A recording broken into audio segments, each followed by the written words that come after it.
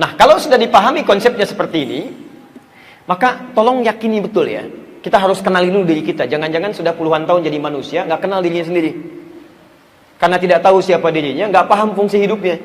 Nggak tahu mata untuk apa, tangan untuk apa, kaki untuk apa. Padahal sudah puluhan tahun hidup, kan?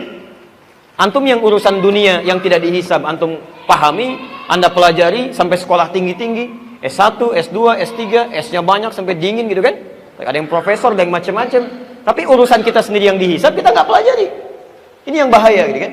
Ini yang bahaya. Nah, teman-teman sekalian, kalau sudah paham dalam diri kita ada nafsu dan takwa, itu tandanya setiap aktivitas kita akan selalu dihadapkan pada dua pilihan ini. Anda mulai bangun tidur, itu pasti sudah mikir tuh. Karena dua dorongan itu mengarahkan pada dua hal itu. Nggak percaya silahkan. Baru bangun tidur sudah milih itu. Begitu bangun, plek, apakah mau gosok begini atau langsung diam begini? Apakah ke kamar mandi dulu atau misalnya ke wastafel dulu? Itu baru bangun tidur tuh. Sudah pakai pakaian, milih dulu. Mau pakai baju yang mana? Apakah yang ini ataukah yang lain? Mau makan, milih lagi. Mau yang ini atau yang ini? Itu semua pengaruh ini, dua hal ini akan selalu bertarung. Imma Anda pilih yang baik, atau imma Anda ikuti keinginan nafsu ini. Yang jadi persoalan, ini nggak ada masalah. Yang jadi persoalan, yang harus kita kenali konsep yang ini. Sepanjang Anda kenali cara kerja nafsu, dan cara untuk membahasnya, maka dengan itu akan lebih mudah kita mengendalikannya. Sekarang kita mulai kenali bagaimana cara kerja nafsu menurut Al-Quran dan kenapa dia diciptakan. Kita bisa katakan begini, ya Allah, kenapa engkau tidak ciptakan kami dengan takwa saja, seperti malaikat misalnya gitu kan? Kan kalau ada nafsu kita punya potensi salah. Kalau begitu Allah ciptakan kami untuk berbuat salah dong. Bagaimana cara menjawabnya? Kita lihat uraian Al-Quran. Sebetulnya gampang ya, kalau diciptakan takwa saja, kenapa harus saya ciptakan kamu, gitu kan? Cukup aja malaikat, kamu gak usah hidup, ya. Tapi kita lihat nanti apa perbedaan manusia dengan malaikat. Saya hapus ini boleh? Alhamdulillah. Tenang aja ya, saya udah 2 kali kesini, alhamdulillah. Ya, sudah datang sendiri, terangin sendiri, tulis sendiri, saya hapus sendiri, ya masya Allah. Antum lihat aja lah. Alhamdulillah. Taib. Pertama, teruskan ayatnya. Quran surah 91 masih di ayat 7 sampai 10. Ya, sekarang lihat ayat 8 sampai dengan 10 nya. Ayat 9 ya, maaf ya. Ini sudah. Ini sudah. Wa nafsin wa ma sawwaha fa alhamaha fujuraha wa taqwaha. Ketemu di situ. Sekarang lihat ayat 9 nya. Bagaimana cara kita memosisikan nafsu? Perhatikan. Fa'alhamaha fujuraha wa taqwaha qad aflaha man zakkaha. Ini poinnya. Ini cara kita memosisikan nafsu. Qad aflaha. Jadi man zakkaha. Ini poinnya. Satu, kalimatnya menggunakan kata falah. Aflah dari kata falah, artinya tenang, bahagia, sukses, nyaman. Ini. Tenang, bahagia, cenderung sukses dalam beraktivitas, dan nyaman. Fokus. Man, huruf yang menunjuk pada orang tanpa batas. Jadi baik laki-laki, perempuan, besar, kecil, tua, muda, itu masuk kategori man sini. Seakan Allah ingin mengatakan, hey, siapapun yang namanya manusia, mau laki-laki, perempuan, besar, kecil, tua, muda, saya jamin hidupnya pasti tenang, bahagia, sukses, bahkan nyaman dalam menjalani kehidupan. Zakkaha, ini diterjemahkan di mushaf yang bisa menyucikan nafasnya, jiwanya. Masih ingat di nafas tadi ada apa saja? Satu ada takwa, yang kedua fujur, masih ingat ya? Saya mau tanya sama ibu deh, Bu ya. Sebentar. Kalau ibu mencuci pakaian,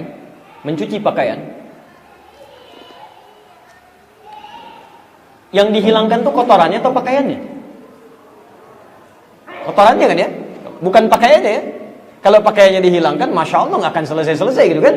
Ada kotoran buang gitu kan? Taib. Yang dihilangkan kotorannya, bukan pakaiannya. Perhatikan, Allah seakan ingin memberikan gambaran pada kita. Saat Allah menciptakan nafsu itu, bukan ingin menjadikan manusia menjadi kotor, bukan.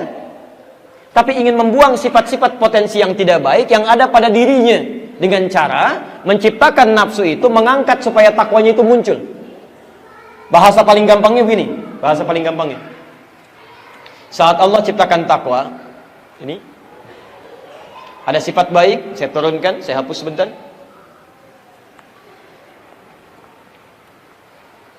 Saat Allah ciptakan takwa, turunannya misal ada jujur, ada sabar, ada rendah hati, kan? Allah ciptakan lawannya tadi, nafsu, fujur. Jujur lawannya apa? Bohong, kan? Dusta. Sabar lawannya? Marah, misalnya, kan? Rendah hati lawannya? Sombong. Ini pasti nih ya. Setiap diciptakan sifat baik di takwa, diciptakan lawannya, di fujur. Selalu begini. Jadi ketika Anda diarahkan pada kejujuran, sisi lain mengajak pada kebohongan. Ketika Anda dilatih untuk sabar, yang lain melatih Anda untuk marah, meminta Anda untuk marah. Paham sampai sini? Nah, perhatikan kalimat Qur'annya. Qad aflaha man zakkaha. Kata Allah, saya ciptakan sifat-sifat ini bukan ingin menjadikan Anda jelek, bukan.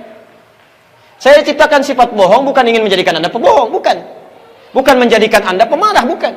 Bukan menjadikan Anda sombong, tidak.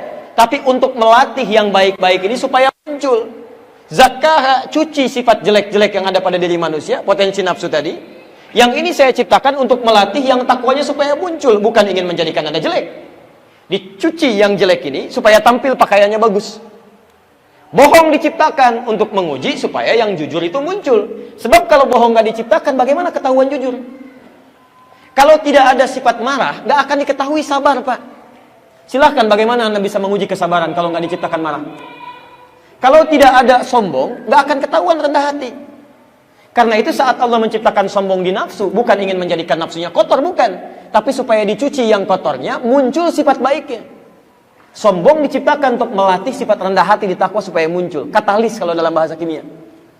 Jadi mohon maaf, rumus cepatnya kata Quran, qad aflaha, akan tenang kehidupan seseorang, nyaman dia, sukses dalam beraktivitas, damai hidupnya, zakkaha, jika dalam kesehariannya saat dihadapkan pada hal yang tidak baik itu, dia bisa mencucinya dengan mendatangkan lawannya.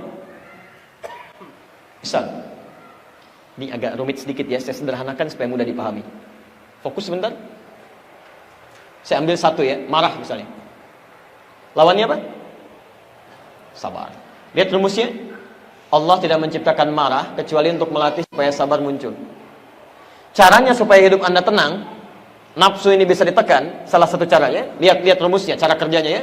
Cara kerjanya, setiap muncul marah, kata Quran, cepat cari lawannya untuk dimunculkan. Pahami oleh kita bahwa marah itu diciptakan bukan ingin menjadikan dia pemarah, tapi supaya melatih sifat sabar di saya muncul. Di setiap muncul yang jelek-jelek, cepat cari lawannya. Sucikan itu dengan sikap baik kita, itu poinnya. Suami pulang ke rumah, Bu ya, misal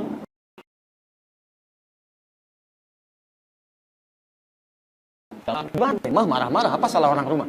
Dan nunggu-nunggu ya 8 jam, 9 jam, anak mau main-main, tiba-tiba dibuka pintu, "Papa, diam kamu." Hah? Masya Allah kan. Datang istrinya, "Kenapa, Pak? Kamu lagi ikut-ikutan," misalnya gitu kan. Padahal nggak tahu apa-apa.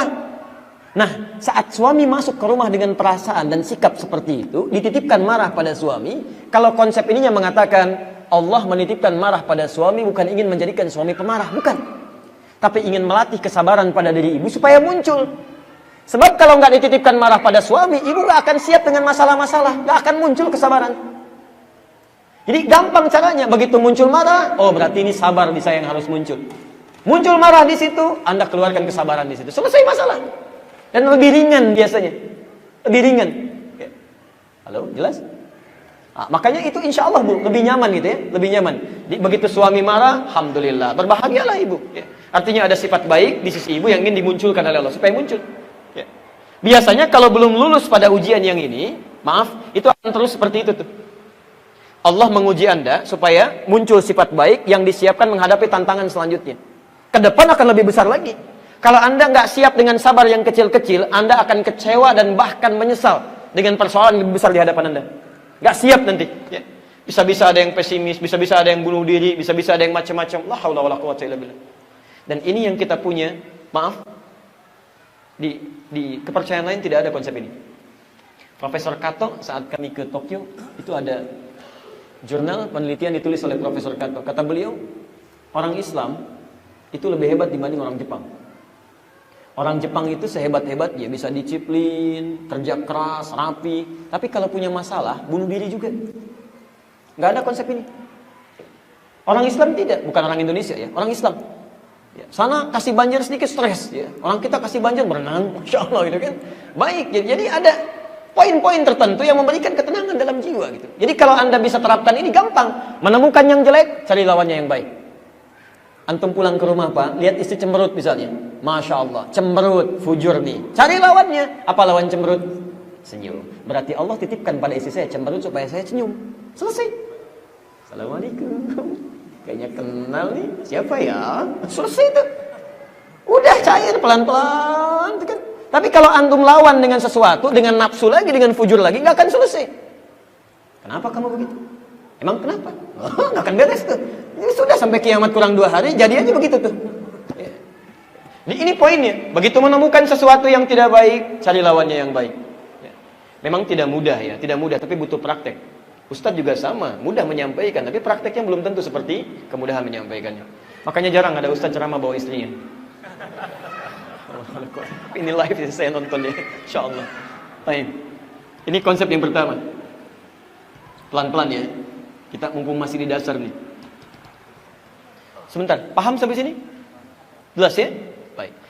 Saya pernah seringkali tampilkan kisah ini untuk memberikan gambaran lebih jelas dia. Ada seorang keluarga, satu keluarga saleh luar biasa, suaminya saleh, istrinya salehah, punya anak 3, sudah mulai besar-besar. Konsep ini dia pakai. Ya. Satu kali pulang suaminya ke rumah, dalam keadaan lapar luar biasa, lapar capek gitu kan, lapar capek.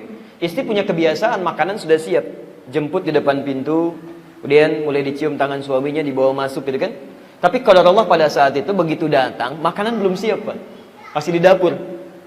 Ya, begitu dibuka pintunya, suami yang datang, ya, dia cium tangannya, persilakan masuk. Kemudian suami tunggu di meja makan, mah, tolong bikinin dulu pengganjal katanya.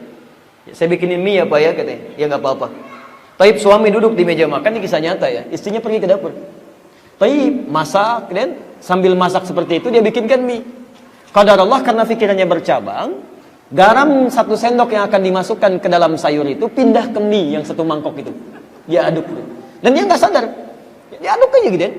Udah selesai, dia datang pada suaminya dengan penuh senyuman, dia katakan, Pak silakan katanya, untuk ganjal dulu.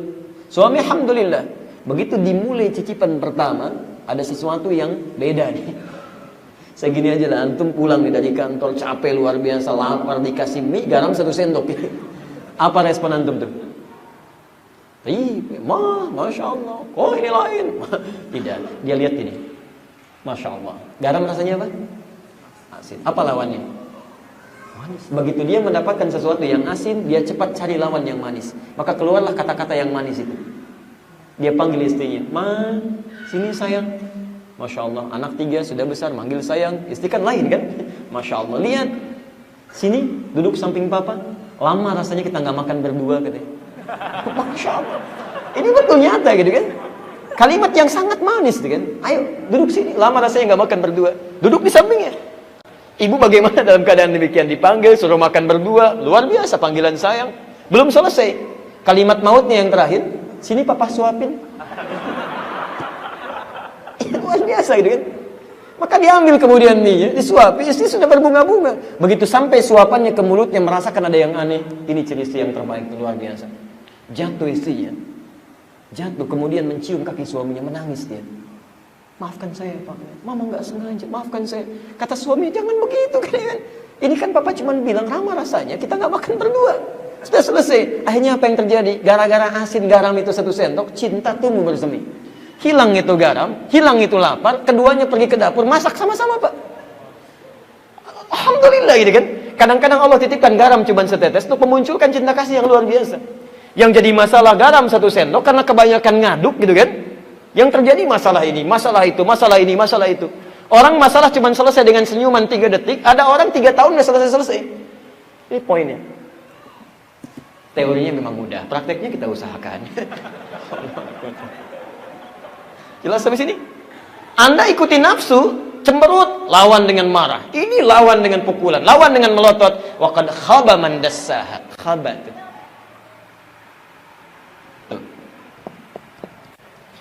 Haula wala quwwata illa billah. Khaba. Khaba itu bukan cuma sengsara, tapi nestapa. Ya. Sudah jatuh tertimpa motor, kan jatuhnya dari motor gitu kan, dia nggak naik tangga. Naik, jatuh, ketimpa lagi, jatuh, ketimpa. Artinya apa? Merasakan penderitaan yang bertubi-tubi. Ya. Jadi kalau orang tidak kenal dengan konsep ini, baru masalah kecil aja sudah nggak enak. Apalagi nggak mau diselesaikan. Ya. Mohon maaf, ya. Suami pulang agak terlambat kan? Penampilan agak kurang seperti biasanya, mulai muncul. Nggak beres nih. Tapi nggak beres tuh nggak mau nanya. Terus dibawa sampai malam. Malam nggak mau nanya lagi. Besoknya terus jadi masalah. Jadi masalah. Itu khaba namanya. Keadaan tersiksa. Ada tidak adanya jadi masalah. Jadi persoalan di sini. Karena itu teman-teman sekalian, yang pertama dalam bahasan cara kerja nafsu yang pertama kita mesti paham, nafsu diciptakan oleh Allah. Pada asalnya bukan ingin membuat kita bermasalah, tapi ingin menguji atau menjadi katalis untuk meningkatkan sifat baik dalam takwa supaya muncul. Paham sampai sini? Karena itu kalau menemukan sifat-sifat dan sikap yang tidak baik dalam kehidupan, cepat cari lawannya. Cepat cari lawannya. Jelas di sini? Alhamdulillah. Minimal kita akan tenang. Saya beri contoh begini ya. Anda punya masalah dengan orang. Dia mencela misalnya kan, mencela, menghina Anda dan sebagainya. Tayyib. Anda maafkan misalnya. Ya, maafkan, sudah. Cela lawannya, sabar. Saya maafkan dia. Tapi dia nggak mau minta maaf.